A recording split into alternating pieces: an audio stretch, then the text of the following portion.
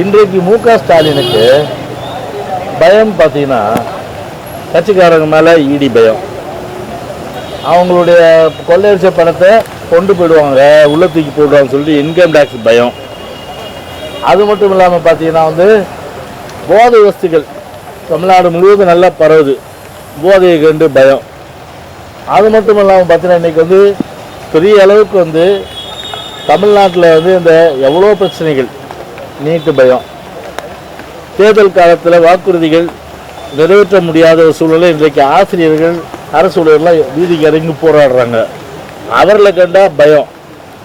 இப்படி ஒட்டுமொத்தமாக தெனாலி போல ஒரு பயம் பயம் பயம் சொல்லிட்டு அந்த ஒரு மேனியா, அதாவது பார்த்தீங்கன்னா எதை பார்த்தாலும் பயம் இன்னைக்கு ஸ்டாலினுக்கு.